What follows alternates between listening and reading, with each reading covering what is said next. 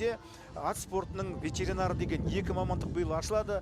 Соған құрметті көрермендер маманы боламыз дегіңіз келетін болса, сол жаққа шақырам барлықтарыңызды. Тамаша, керемет. Спорт плюс телеарнасында тікелей эфирде біз жетісу жерін сәтіне де келіп жеттік. Ендеше мен сөз көзегін әріптестеріме берейін. Рахмет, Айбек. Міне бізде мол ақпарат алдық деп есептейміз, және 47 жүйрік сүлуге тиіседі. Соның ішінде бір жүйрік Сүлусат дейтін жүйрік жарыс жолынан анықтай жатамыз. Жамбыл облысының жүйрігі бүгінгі жарысқа қатыспайды. Әйтпесе басқа 46 жүйріктің бардың көрермендердің көз алдынан өтіп барады. Байқағандарыңыздай жер дегдіп, кәдімгідей аттың тұяғына борпылдақ бір топырақ кеуіп үлгерген сияқты. Ендеше бұлда бір өтуіне ешқандай кедергі жасамайды деген сенімдеміз. Ал енді құрметті қонақтар, бағдарламасының барлығында, яғни 4 кезеңде де құнан бәйге өткен еді, және алғашқы кезеңде құнандардың саны сәл аздау болған. Одан кейін міне қатысушылар өздерінің жүйріктерін сынап көрудің мүмкіндігін осылай тауып жатқан сияқты. 46 жүйріктің барлығы да келесі жолы одан кейін топ бәйгеге, одан кейін аламан бәйге жүйріктен жүйрік озар жарысқанда деген сияқты. Шында да нағыз мықты ақырындап. Міне ойнақтап кетіп бара жатқан 5-ші нөмірдегі Бекзат Ділдахан мінген құнан Бұлбұл дейтін бұл жүйрік күмәнсіз фаворит болатын өзіміз де сезіп қаласында өткен бәйгеде 2 бәйге бағдарламасының жүйріктер жарыс жолына бұл да өте жақсы екені күмәнсіз. Жоқ, сәл ұзап барады, соған қарағанда қашықтықтан басталатын сияқты. Бұлар 9 шақырым шамалы. Сонымен міне 100 метр былай тұрып бастайды. Қоя берді, құрметті көрермен. Тіпті арызда бұрылып та үлгермеген болатын, тым шұғыл болып кеткен сияқты. Патшайым бірінші шықты. Бірінші шықты. Айсұлу 3 жағымен келе жатыр, Әлішер Тілек Тізгін деген. Жаңа біз айтып топ бастаушылардың қатарында, бірақ бірден осы құнанды басын жіберіп. Сонымен басталды, құрметті көрермен. Міне Талдықорған Қазақстан чемпионатының 4-ші іріктеу кезеңі басталды, және сонда ақырындап топқа ілесе бастады. Мұндай жағдайда шынында да айналым 3,5 айналым болғандықтан да бұл отырыстар кәдімгідей. Тайсын ғой деймін, 5-ші нөмір, Тайсын кетіп барды, Бекзат Ділдахан. Жоқ, 5-ші. Бұлбұл. Бұлбұл 5-ші, Бекзат Ділдахан. Бекзат бірден алға шыққан, жүргінің тұяғынан шыққан топыраққа іліктірмей, таза демалдырып отырудың қарқын аса жоғары емес, қараңыздар. Бұл да кәдімгі аңысын аңдып, аттың шамасын, қазір аты да құлап қалды, бала да құлап қалды, өкінішке қарай. Көмек көрсетілгені керек, қазір жарыс жолында бір жүйрік құлап қалды. Бұл несебінде бетіне, бұл да бір жақсы амал. Ал біз екінші топтың, пелотонды екінші топты келе жатыр, екінші топпен кеткен сияқты. Екінші топта 17-ші нөмір жақсы келе жатыр.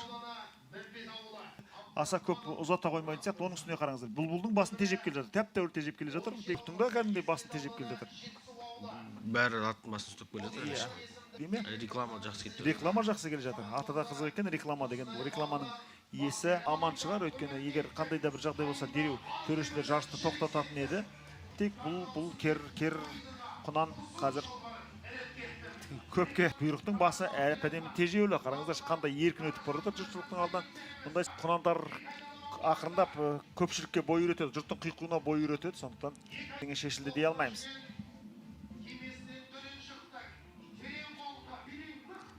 Бекзат Ділдахан аттың басын тәуір тежеп бара жатыр. Бұл отырысы бөлек қой. Қалқай болған.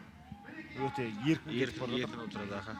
Өте еркін кетіп бара жатыр. 34-ші нөмірдегі жүйрік Легетта. Жирен қасқа Ойтал Серік Қазбеков дайындайды.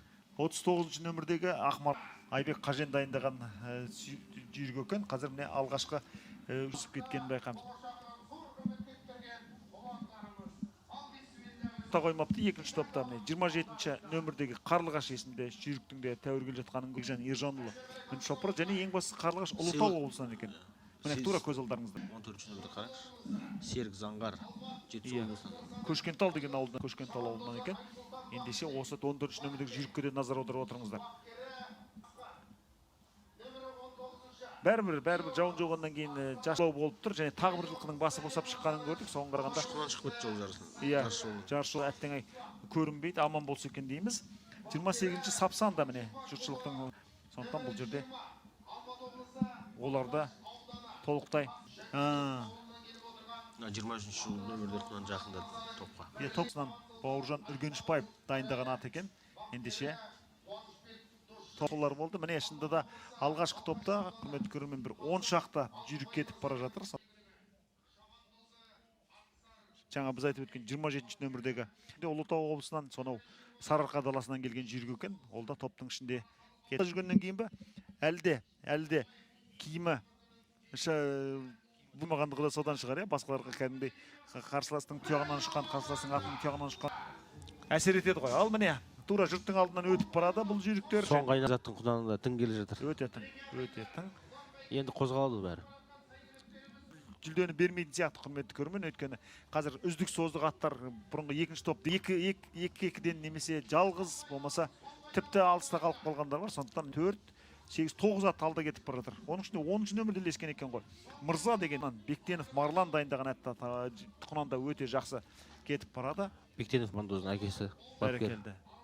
Бүгін жұмыртқақпен өнер көрсетеді. Өнер көрсетгенде өнерін бізде көруге асықпыз. Әттең міне жұрттың алдынан өтіп бара жатқан байқалады. Олардың ақырындап жарыс жолынан шыға бергенде дұрыс шығар. Ал екінші бұйрық Тайсон. Одан кейін 14-ші нөмірдегі барлығы да қазір аттың барлығы торы болып кетті. бәрі торы болып кетті шынында да. Легетта жақсы келеді. Келе жатыр екен, шынында Легетта жақсы. Нарымда қойған ғой кезінде Байбатыров Ерлан ағамыздың 2 дүркін Қазақстан президентінің кубогын ұтқан Байтал. Сонарымда қойған ғой. Жиренқасқа Байтал болатын кішкентай. Және өткен Көкбастауда да Легетта деген бір құнан қосылды емес пе? Ол болмай қалды ол кезде. Ол кезде болмай қалды. Демек сол Легетта осы жолы мүмкіндік туды. Және 5 ат алға сүзіліп шыққан сияқты. Жоқ, ендеше 25-ші нөмірдегі жүйрік ілескен екен. Бұл жүзген. Жаңа біз айтып өткен Алматы облысы Балқаш ауданынан дайындаған жүйрік қазір жетекші топқа ілесті.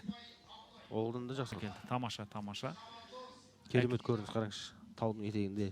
Әдемі. Және сол 27-ші нөмірдегі Қарлығаш және жүзген ақырында түйіп байлақ болған сол үшін сонда үйіп тұр.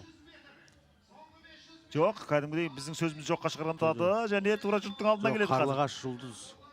Қарлығаш жұлдыз. Жұлдыз әттең Фотофиниш. Солай болады. 27 бұйрық Қарлығаш. Әттең қазір арқасынан көрермедік, Тамаш. Қарлығаш жеткізбейтін сияқты. Жоқ. Сыртымен келе жатқан құнан. Жұрттың алдына келді, міне, нешінші? 23. Ой, тамаша, жүзген ғой бұл. Жұлдыз жағып өтті қазір жұрттың көз алдынан. Жұлдыз, одан кейін міне 16-ші нөмірде бізде неше еді? Бұйрық, осы үшеуі өтті, міне. Ал жүйріксіз шапқан кер құнан 4-ші болды, бірақ оны әріне есептемейтіні. Міне 4-ші жүйріктер анықтап отырмыз, ал 5-ші жүйрік қазір кім бұл? Алыстан көру қиын. Аттар толықтай қазір бой алып шығардың. Лаймен шапқаны оңай болмаған сияқты. Сонымен 23-ші нөмірдегі Көксу ауданы Мәмбет ауылының жүйрігі.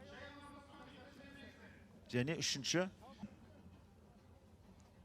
жұлдыздың құйрығын түйгеннен кейін солай көрінеді анау. Сияқты көрін жоқ олай емес екен, алдамшы болып шықты. Әттең Бекзат соңғы айналымға келген кезде кәдімгідей 5-ші нөмірдегі Бұлбұл деген жүйрік кәдімгідей қалып қойды. Ал қазір 28-ші нөмірмен Сапсан келе жатқан. 3-ші нөмірмен келе жатқан Қалқаман. Алматы облысының Нұрсұлтан баптайтын жүйрік қазір шамамен 6-ші және 7-ші ретпен өткен сияқты. Қазір міне осы тұста үшеуі оза шапты, қалай дегенде де міне Қапталдан 27-ші нөмірде. Бұл оңай болмағаны анық. Соңына дейін осы Жұлдыз Қарлығаш бұйрық үшеуі. Жұлдыз өтті ғой сонда, Жұлдыз өтті. 23. Бауыржан Үргенішбаевтың жүйрігі. Жоқ, екінші бұйрық емес. Екінші бұйрық 3 болды. 27 Қарлығаш. Демек Қарлығаш Бекжан Ержанұлы есімді. Бұл Нұрбаев Ғалымжан бапкер Боец деген атпен Қызылордада